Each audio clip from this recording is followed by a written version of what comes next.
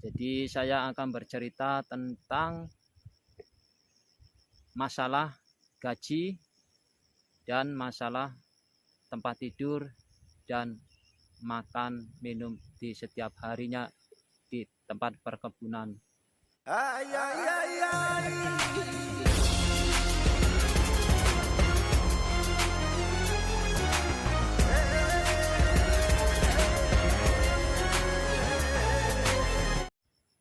Assalamualaikum warahmatullahi wabarakatuh. Jumpa lagi dengan saya Karen 86. Dimanapun Anda berada, semoga dalam keadaan sehat walafiat dan dilancarkan rezekinya. Allahumma amin. Oke, pada kesempatan video kali ini saya akan berbagi cerita dan pengalaman pribadi saya.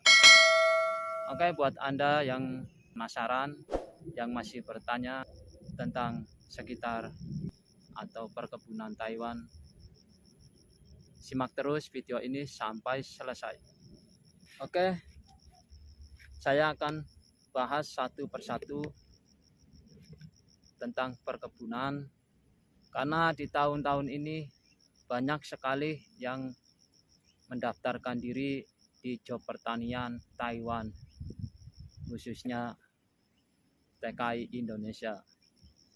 Dan saya akan menjawab salah satu komentar yang berkomentar di salah satu video saya. Dia menanyakan tentang apakah kerja di job perkebunan itu harus bisa berbahasa atau tidak. Ya, menurut saya akan jawab bisa iya, bisa tidak. Karena apa? Karena berbahasa itu sangatlah penting bagi Anda yang mau kerja di Taiwan. Jadi saya sarankan selama masih proses di PT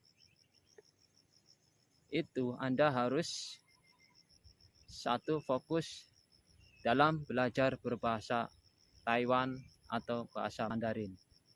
Dan kedua, itu pekerjaan di Taiwan atau di perkebunan orang Taiwan itu sangat senang sama anak buah yang rajin dan mengerti dalam pekerjaannya tersebut. Jadi buat Anda tak usah berkecil hati atau putus asa. Jadi tetap semangat dan semangat untuk mencapai impian Anda untuk membahagiakan keluarga tercinta Anda, terutama membahagiakan istri dan anak-anak Anda. Oke, karena saya di sini masih ada banyak waktu buat menjawab pertanyaan Anda. Jadi saya akan bercerita tentang masalah gaji dan masalah tempat tidur dan makan minum di setiap harinya di tempat perkebunan. Jadi masalah makan, minum, dan tempat tidur itu semuanya ditanggung sama majikan.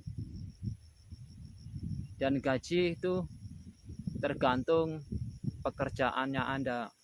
Kalau Anda kerjanya rajin dan pengertian, insya Allah pasti ada kenaikan dalam jangka 2 bulan atau 3 bulan, pasti ada kenaikan.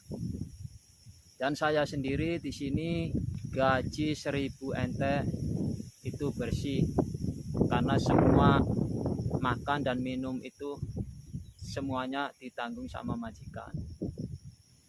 Jadi saya berharap bagi Anda yang masih proses, tentunya tetap semangat dan fokus, dan usahakan jangan bermalas-malasan untuk belajar bahasa Mandarin.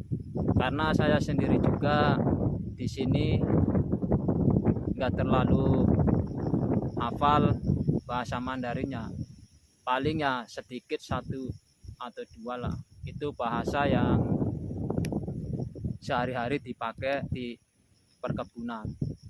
Jadi kalau masalah bahasa-bahasa lainnya, bahasa di luar pekerjaan perkebunan ini, saya nggak terlalu paham.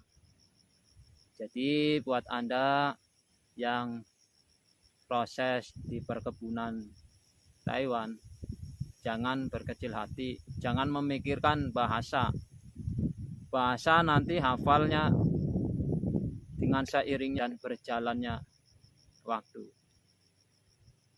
Insya Allah Anda bisa hafal sendiri. Oke, jadi saya menyarankan untuk Anda yang punya keniatan berangkat kerja ke Taiwan, kunci utamanya yaitu harus didasari dengan keniatan yang positif, karena banyak TKI yang gagal dalam bekerja di Taiwan.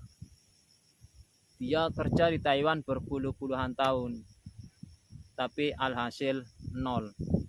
Karena apa? Di Taiwannya mungkin dia banyak libur atau suka berliburan menghabiskan uang.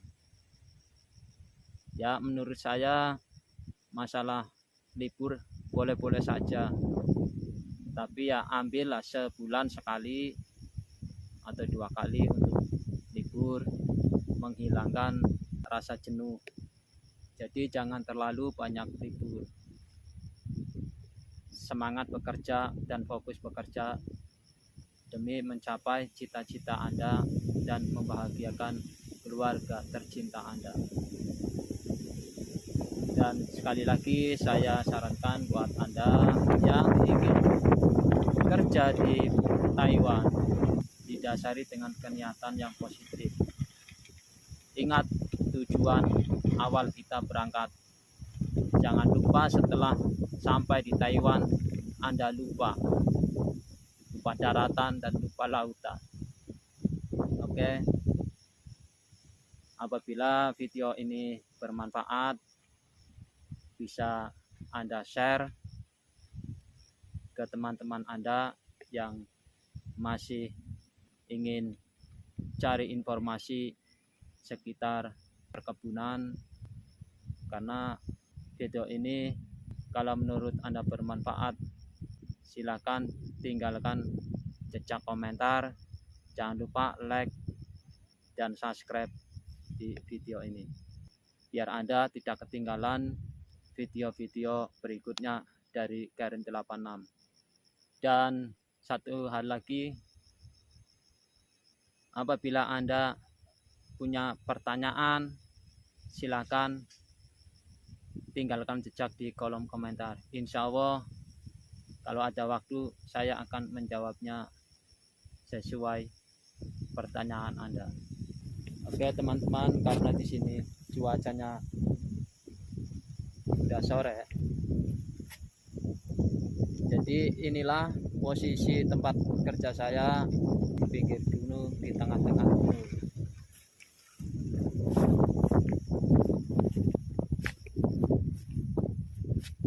Oke, buat teman-teman semua, saya doakan semoga yang masih dalam proses, semoga sukses, lancar dalam prosesnya sampai di penerbangan nanti. Dan sekali lagi, apabila video ini bermanfaat, share kepada teman-teman Anda biar sama-sama saling mengetahui informasi tersebut. Wassalamualaikum warahmatullahi wabarakatuh. Sampai jumpa di video berikutnya.